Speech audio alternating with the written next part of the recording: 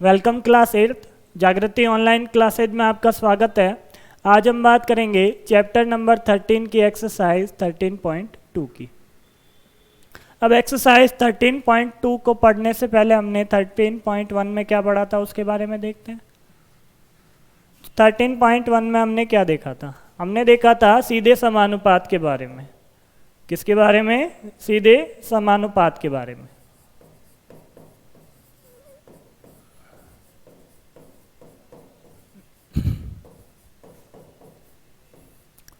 Direct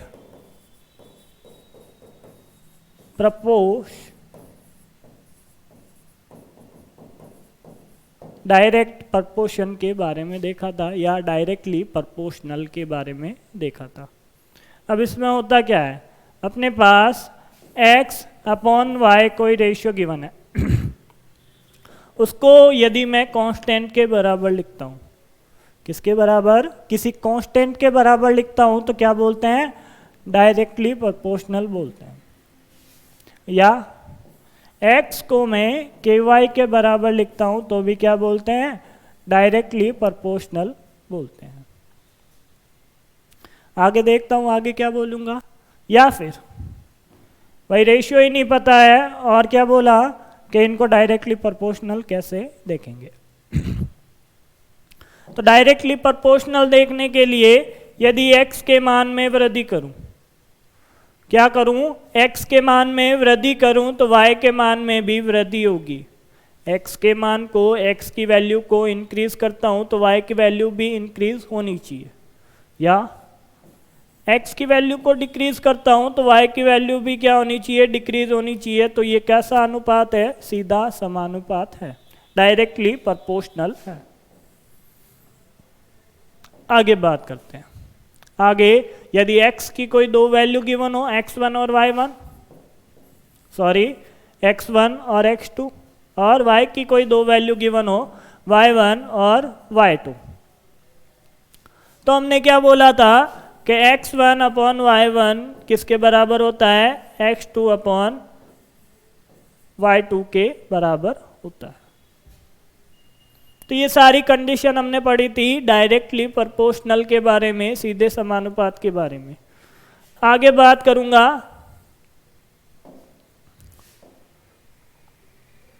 प्रतिलोम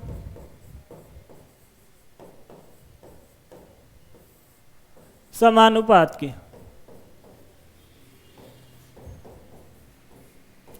व्युत्क्रमानुपात की।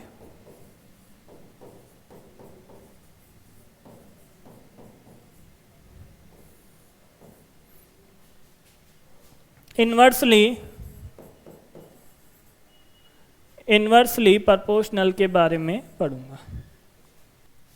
किसके बारे में? इन्वर्सली प्रोपोर्शन के बारे में।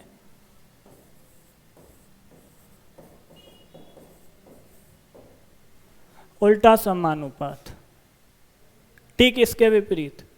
हमने क्या देखा था? x अपॉन y किसके बराबर होना चाहिए? k के बराबर, सीधे के लिए। तो उल्टा क्या हो जाएगा? भाग का उल्टा क्या होता है? गुणा। के बराबर होना चाहिए। आई बात समझ में? ये पहली कंडीशन। तो क्या होगा? इन्वर्सली प्रोपोर्शनल होगा, व्युत्क्रमानुपात होगा x और y आपस में। एक और बात देखते हैं। यदि x के मान में वृद्धि करूं, क्या करूं? x के मान में वृद्धि करूं तो y के मान में क्या आनी चाहिए? कमी आनी चाहिए। If x is increase then y is decrease. x बढ़ाया तो y क्या हो गया? कम हो गया। या x को कम किया तो उल्टा होगा, x कम हो रहा है तो y ज्यादा होगा। ये लो सर, y बढ़ गया। ये दो कंडीशन लगती है। और जब x के दो मान हो, x1 और x2, और y के दो मान हो, y1 और y2, तो इन्वर्सली प्रोपोर्शनल में क्या होता है? x1 गुणा y1 किसके बराबर होता है? x2 गुणा y2 के। कहने का मतलब x1 बटा x2 किसके बराबर होता है? y2 बटा y1 के। तो ये क्या है अपने पास? Inversely proportional.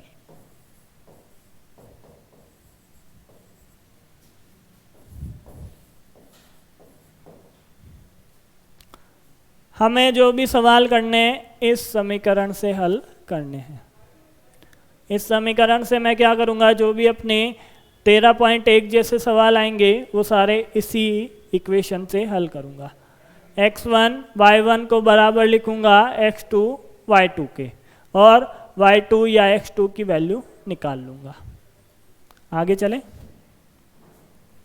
आगे जो भी मैंने एक्सप्लेन किया था आपको कि x1 की वैल्यू बढ़ाने पे x की वैल्यू बढ़ाने पे y की वैल्यू कम होगी, और x y को k के बराबर लिखते हैं, और जो समीकरण मैंने आपको बताई थी उसकी पूरी लैंग्वेज ये लिखी हुई है। आप लोग देख लेना इसे पॉज करके। आगे चलते हैं। आगे क्या लिखा हुआ है? निम्नलिखित में से कौन प्रतिलोम अनुपात में है? Which of the following are in inverse proportion. क्या लिखा हुआ है? इनमें बताना है कि इनवर्स प्रोपोर्शन किस में है, या इनवर्स प्रोपोर्शनल कौन सी है, प्रतिलोम अनुपात घटना कौन सी है। पहली, किसी कार्य पर लगे व्यक्तियों की संख्या और उस कार्य को पूरा करने में लगा समय। The number of worker on A job and the time of complete the job. तो क्या बोला है इन्होंने कि व्यक्तियों की संख्या है, पर्सन के नंबर है। ठीक है, एक तरफ P लिखा और एक तरफ वर्क लिखा, जॉब लिखा। टाइम लिख देता हूं, टाइम किसका? जॉब का। तो इन्होंने बोला कि व्यक्तियों की संख्या और टाइम। मैं बोलता हूं दो व्यक्ति एक दिन में किसी काम को पूरा करते हैं, तो एक व्यक्ति कितने दिन में करेगा? 2 दिन में। तो आप देखो, जब 2 था तो अपने पास क्या आई थी? 1 वैल्यू आई थी। जब इसको कम किया तो क्या हो गई अपने पास? दिनों की संख्या 2 हो गई, वैल्यू क्या हो गई? बढ़ गई। व्यक्तियों की संख्या कम करने पे जो कार्य के दिन है, कार्य करने का समय है, वो क्या हो जाता है? बढ़ जाता है। तो ऐसी घटना को हम क्या बोलेंगे? इन्वर्सली प्रोपोर्शनल, प्रतिलोम समानुपात के ऊपर राइट लगाऊंगा। आगे चलते हैं। एक समान चाल से किसी यात्रा में लिया गया समय और तय की गई दूरी। स्पीड फिक्स है, क्या है? 60 की स्पीड से चल रहा हूं, किलोमीटर पर होगा। The time taken for a journey and the distance travelled in uniform speed. जो टाइम और डिस्टेंस है उसका कंडीशन बतानी है कि इन्वर्सली प्रोपोर्शनल होगा या डायरेक्टली प्रोपोर्शनल होगा। 60 किलोमीटर प्रति घंटा की रफ्तार से मैं चल रहा हूं, तो 1 घंटे में 60 किलोमीटर की दूरी तय करूंगा। 1 घंटे में कितनी दूरी तय करूंगा? 60 किलोमीटर की। यही 2 घंटे तक चला, कितने घंटे तक? 2 घंटे तक चला, तो 120 किलोमीटर तय करूंगा। तो इसके मान में वृद्धि करने पे किलोमीटर में भी क्या हो गई? वृद्धि हो गई। इसका मतलब ये कैसी घटना है? Directly proportional. डायरेक्टली प्रोपोर्शनल, ये हो गया अपने डायरेक्टली प्रोपोर्शनल। इसके ऊपर राइट नहीं करूंगा, इन्वर्सली प्रोपोर्शनल नहीं है। खेती की गई भूमि और क्षेत्रफल, खेती की गई भूमि का क्षेत्रफल और काटी गई फसल। क्या बोला है? The area of calculated land and the crop harvested. जो ज़मीन है, ज़मीन का एरिया है, जितनी ज़्यादा ज़मीन होगी उतनी ज़्यादा फसल मिलेगी। तो ये भी क्या है अपने पास? डीपी है, डायरेक्टली प्रोपोर्शनल है।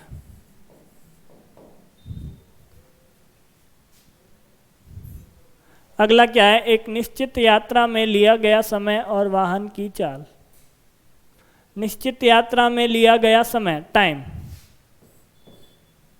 डिस्टेंस क्या कर दी, फिक्स कर दी। डिस्टेंस क्या कर दी अपने पास, फिक्स कर दी कि डिस्टेंस फिक्स है। और क्या दिया है, टाइम और speed. The time taken for a fix journey and the speed of vehicle. Time और स्पीड का क्या करना है, हमें देखना है कि टाइम बढ़ाऊं। फिक्स है, जो डिस्टेंस है 100 किलोमीटर तक जाना है। कहाँ तक जाना है, 100 किलोमीटर तक जाना है। कोई 100 किलोमीटर प्रति घंटा की रफ्तार से चलता है तो 1 घंटे में पहुंच जाता है। 50 किलोमीटर प्रति घंटा की रफ्तार से चलता है तो 2 घंटे में पहुंचता है। तो क्या किया, जब टाइम को बढ़ाया तो क्या हो गई, स्पीड अपने पास कम हो गई। इसका मतलब ये कैसी कंडीशन है, इन्वर्सली प्रोपोर्शनल।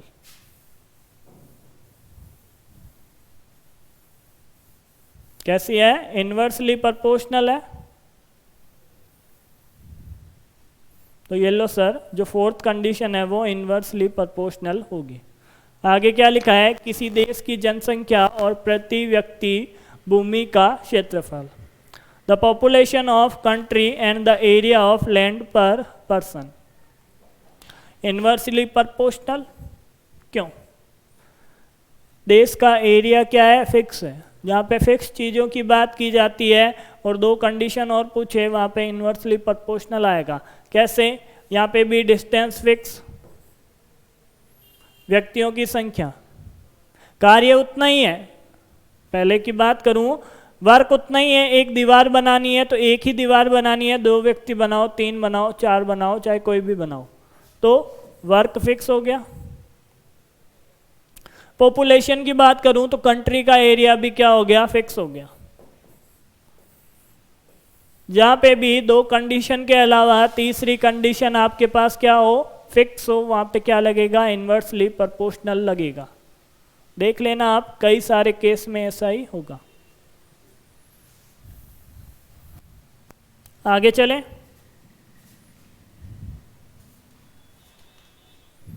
अगला क्या है, अगला है एक टीवी गेम शो में 1 लाख की पुरस्कार राशि विजेताओं में समान रूप से वितरित की जानी है। निम्नलिखित सारणी को पूरा कीजिए तथा ज्ञात कीजिए कि क्या एक व्यक्तिगत विजेता को दी गई पुरस्कार राशि विजेताओं की संख्या के अनुक्रमानुपाती या व्युत्क्रमानुपाती होती है।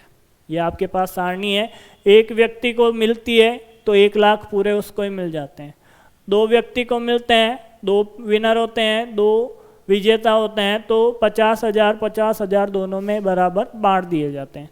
4 होंगे तो 25,000 25,000 25,000 बांटूंगा।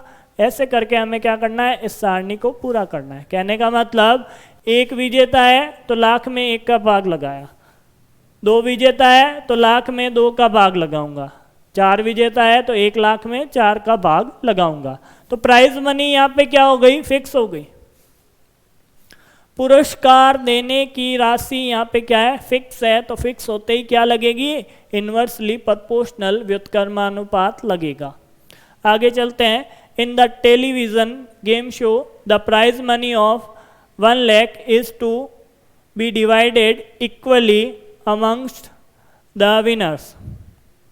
Complete the following table and find whether the prize money given to an individual winner is directly or indirectly proportional to the number of winner। ये बताना है कि नंबर ऑफ विनर और प्राइज मनी है वो आपस में डायरेक्टली प्रोपोर्शनल है या इन्वर्सली प्रोपोर्शनल है। तो कैसे बताऊंगा, उसके लिए हम करेंगे पहले तो ये सारणी, ये टेबल कंप्लीट करता हूं। तो टेबल कंप्लीट करने के लिए मैं क्या लिखूंगा, यहां विजेताओं की संख्या तथा पुरस्कार की धनराशि।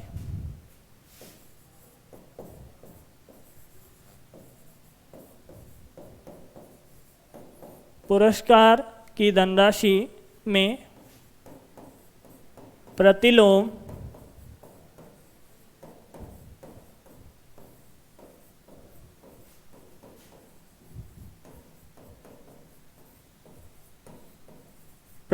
समानुपात है। आगे क्या लिखूंगा?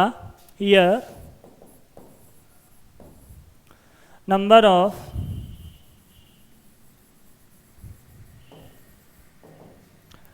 Of winners and prize money are inversely proportional।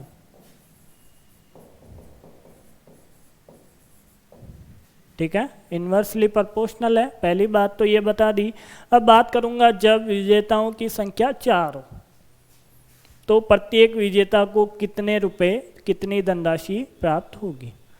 पहली कंडीशन लिखता हूं। पहला लिखता हूं, जब विजेताओं की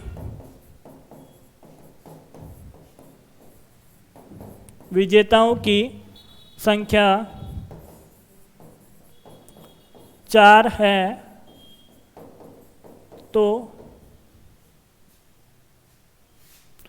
है तो दी गई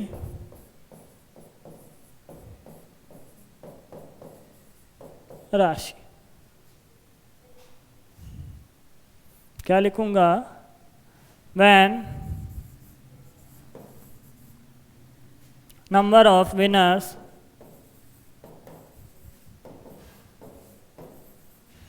are 4, then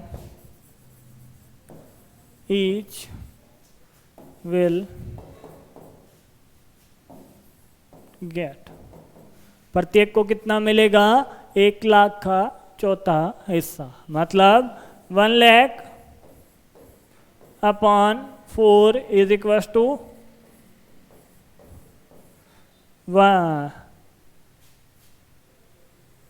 25,000 रुपीज। 25,000 रुपये मिलेंगे प्रत्येक विनर को। अब जब बात करता हूं कितने की, विनर की संख्या 5 हो जाए। क्या हो जाए? विनर की संख्या क्या हो गई अपने पास? 5 हो गई। सेकंड की बात करता हूं, जब विजेताओं की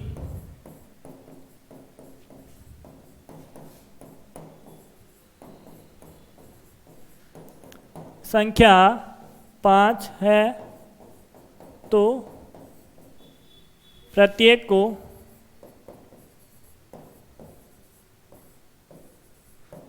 को दी गई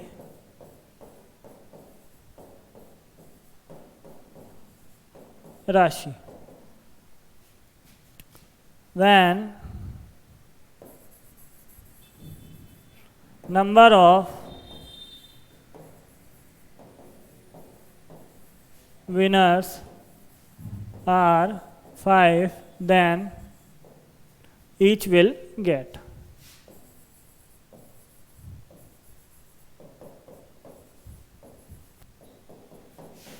वही काम करेंगे। 1 लाख में किसका डिवाइड करूंगा? 5 का, तो कितना हो जाएगा अपने पास? 20,000। जब 5 व्यक्ति होंगे तो प्रत्येक को 20,000 रुपये मिलेंगे। थर्ड की बात करता हूं, नंबर कितने हो गए अपने पास? 8। पूरा लिखना है आपको। नंबर जब 8 होते हैं तो कितने रुपए मिलेंगे?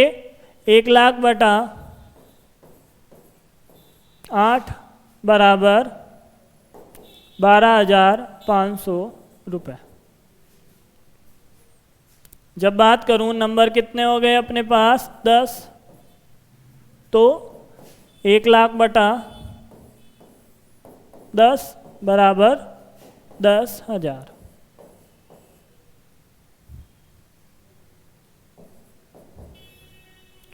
जब क्या हो जाएगा, नंबर कितने हो जाएंगे अपने पास, नंबर हो गए अपने पास विनर के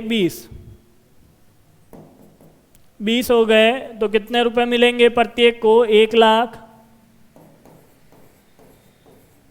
बटा 20। तो आंसर कितना आएगा, 5,000। तो ये आपकी टेबल कंप्लीट हो गई। कैसे, टेबल में क्या क्या था, टेबल में था आपके पास एक तरफ नंबर ऑफ विनर, विजेताओं की संख्या, और एक तरफ पुरस्कार की राशि। एक तरफ क्या था आपके पास, प्राइज मनी,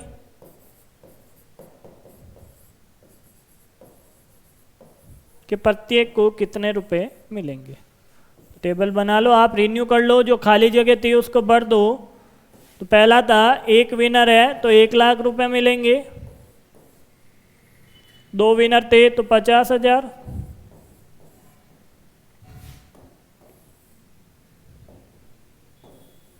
4 विनर हैं तो कितने मिलेंगे, 25,000,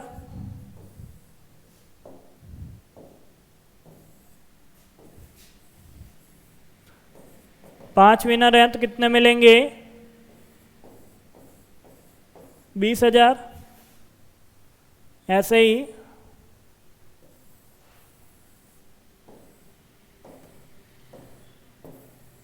8, 10 और 20 की बात की है तो कितने मिलेंगे, 12,500, 10,000 और 5,000। तो ये आपके सेकंड क्वेश्चन कंप्लीट हो गया। आगे बात करता हूँ नेक्स्ट की।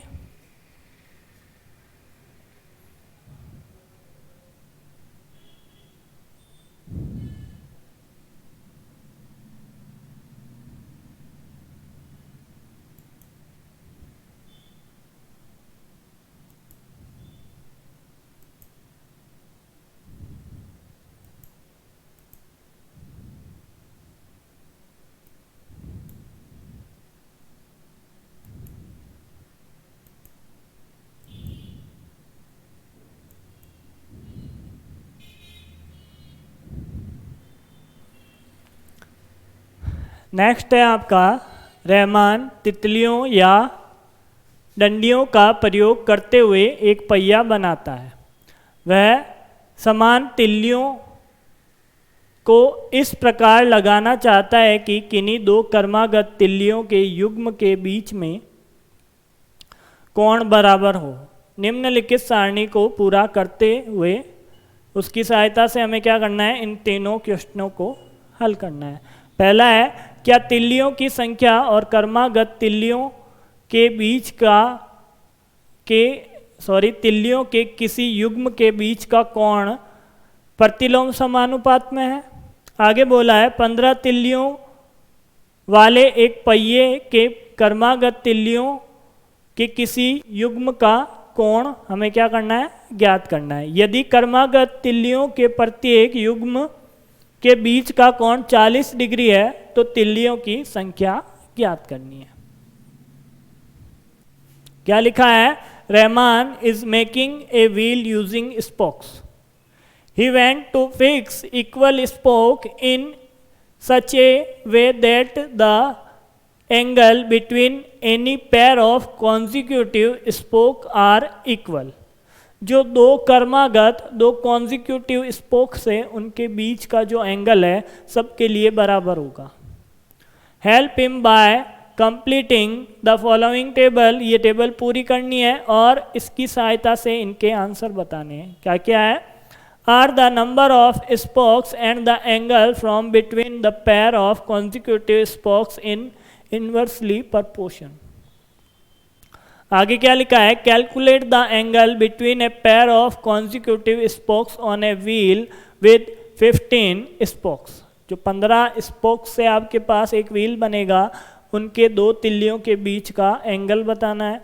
How many spokes would be needed if the angle between a pair of consecutive spokes is 40 degree.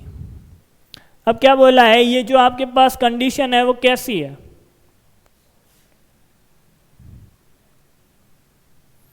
ये जो कंडीशन है वो कैसी है उसकी बात कर लेता हूं कि जब 4 था, जब 4 स्पोक्स थे तो 90 डिग्री, जब 4 स्पोक्स थे तो 90 डिग्री है। जब स्पोक्स क्या कर दिए? बढ़ा दिए। जब स्पोक्स क्या कर दिए? बढ़ा दिए, तो अपने पास क्या आ गया? 60 डिग्री। क्या आ गया? 60 डिग्री आ गया। इसका मतलब क्या है? आगे और नंबर बढ़ाऊंगा तो वैल्यू और नीचे चली जाएगी। इसका मतलब वैल्यू बढ़ाने पे दूसरी वैल्यू कम हो रही है। Inversely proportional. उसी मेथड से हम क्या करेंगे? आंसर कैलकुलेट करेंगे। तो बात कर लेते हैं एक बार टेबल को रिन्यू करने की। मैं क्या करता हूं? इस टेबल को वापस बनाता हूं। एक तरफ क्या लिखूंगा? तिल्लियों की संख्या, नंबर ऑफ स्पोक्स, और नीचे क्या आएगा? एंगल, कोण।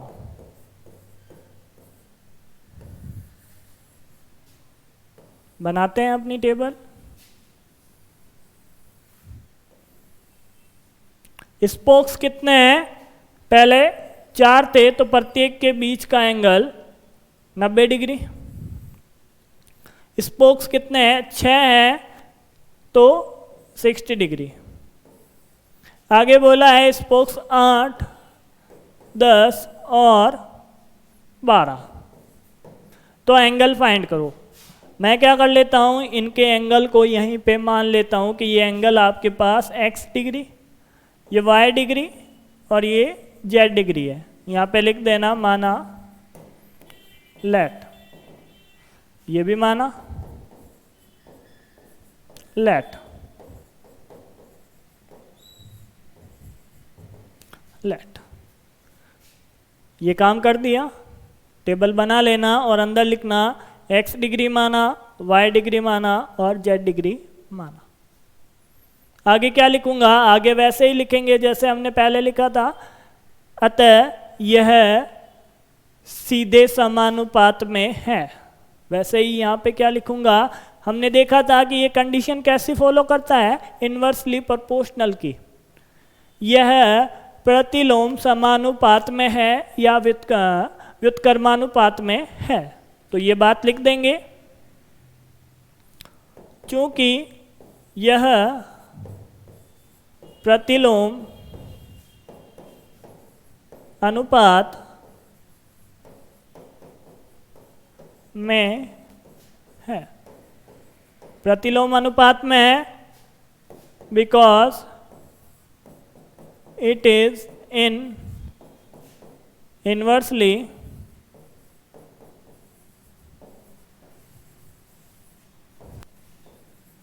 प्रोपोर्शनल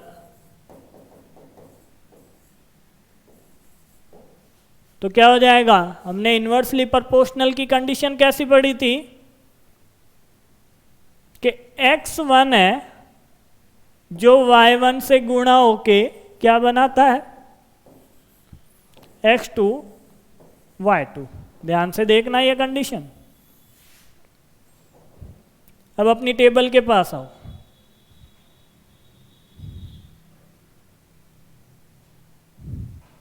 टेबल में x1 की वैल्यू 4, y1 की वैल्यू 90। क्या लिखा मैंने? x1 की वैल्यू 4, y1 की वैल्यू 90। ये तो क्या है अपने पास? नंबर ऑफ स्पोक्स x की वैल्यू है सारी, नंबर ऑफ स्पोक्स सारी x की वैल्यू है, x1 x2 x3 x4, मतलब ये सारी x की वैल्यू है, और नीचे वाली सारी y की वैल्यू है। तो क्या हो गया? x1 4, y1 90। तो x2 क्या हो जाएगा? x2 इसको तो चेक कर लिया, x2 इसको मानता हूं 8। तो y2 क्या आएगा अपने पास? x degree. तो ये वैल्यू उठा के यहां पे रखनी है। तो क्या हो जाएगा? जब ये वैल्यू पुट करूंगा तो क्या होगा देखना, मान हो जाएगा x1 का मान रखा 4, y1 का रखा 90, और किसके बराबर? ये डिग्री। x2 की वैल्यू 8 और y2 की value x degree. x degree का मान ज्ञात करना है तो ज्ञात कर लो। 4 गुणा 90 डिग्री, 8 का पक्षांतरण कर दूं, ये लो सर 8 का पक्षांतरण कर दिया और इधर आया x डिग्री। x का मान क्या आएगा? 2, और ये 90, 90 को काटा तो 45 बार, तो ये आ गया x डिग्री बराबर 45 डिग्री। x डिग्री की वैल्यू आ गई। ऐसे ही हम क्या करेंगे? y डिग्री और z डिग्री की वैल्यू निकालेंगे। तो क्या हो गया? पुनः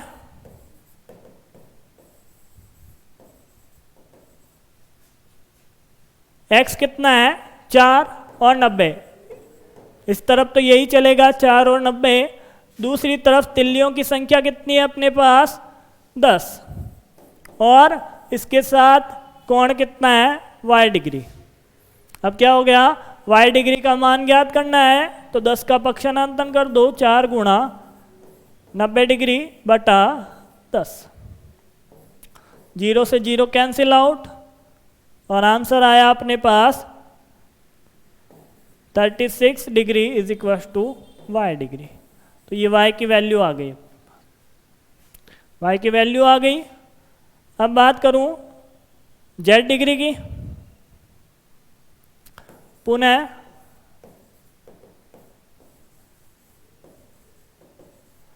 z डिग्री के लिए एक तरफ तो 4 और 90 डिग्री बराबर, z के लिए तिल्लियां 12 गुणा z डिग्री।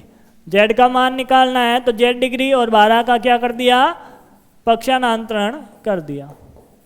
4 को काटा 12 से तो 3 बार, और ये 30 डिग्री। तो आंसर आएगा z डिग्री बराबर 30 degree. x degree, y degree और z डिग्री की वैल्यू निकाल ली। आगे बात करूं। आगे इन्होंने पूछा है कि ये जो दोनों मान है, जो आपके नंबर ऑफ स्पोक्स है और एंगल है, वो कैसे हैं? इन्वर्सली प्रोपोर्शनल है, ये देख लिया है हमने। तो लिख देंगे यस। क्या लिखेंगे? पहले का आंसर यह हाँ लिखेंगे, हाँ यस। आगे पूरी लाइन कॉपी कर देना, यस लिख के पूरी लाइन कॉपी कर देना, हाँ लिख के पूरी लाइन कॉपी कर देना। या फिर इतना लिखना, यहाँ यह दोनों प्रतिलोम समानुपाती हैं, इट इज इनवर्सली प्रोपोर्शनल। आगे बात करूं सेकंड की। सेकंड में बोला है आपको जब तिल्लियों की संख्या क्या हो? 15 हो, नंबर ऑफ स्पोक्स क्या हो? 15 हो, तो एंगल कितना होगा? उसके लिए भी मानेंगे, कोई ना कोई एंगल मानूंगा।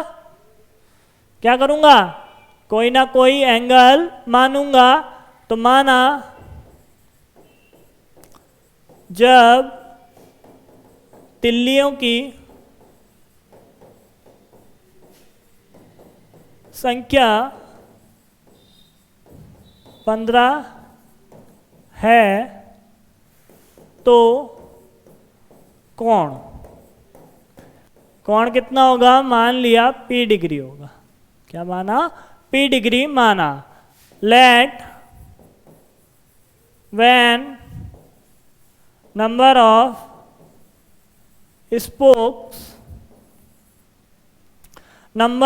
spokes are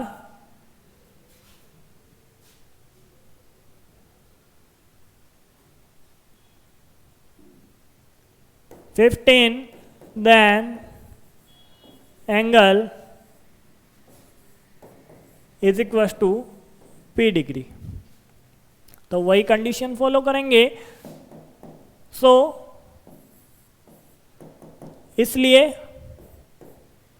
क्या हो जाएगा अपने पास, 4 गुणा 90, पहले x1 और y1 की वैल्यू को गुणा कर दो, चाहे कोई से 2 वैल्यू जो आपको पता हो। आप 6 और 60 भी लिख सकते हो।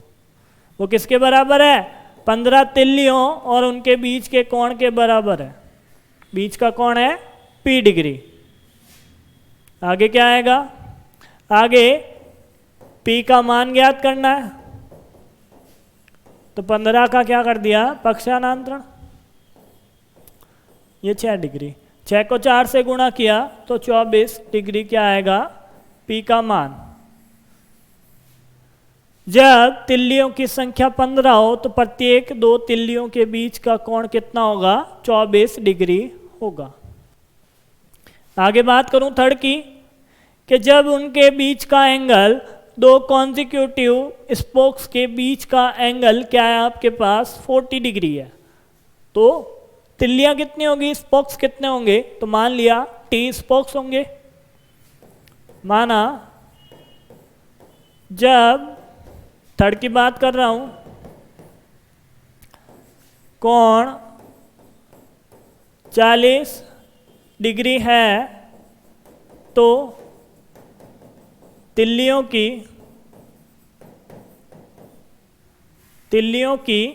संख्या, तिल्लियों की संख्या क्या होगी, तिल्लियों की संख्या कुछ तो होगी और उसको T मान लिया। उसको क्या मान लिया, T मान लिया। तो क्या लिखेंगे, let when angle is 40 degree then number of spokes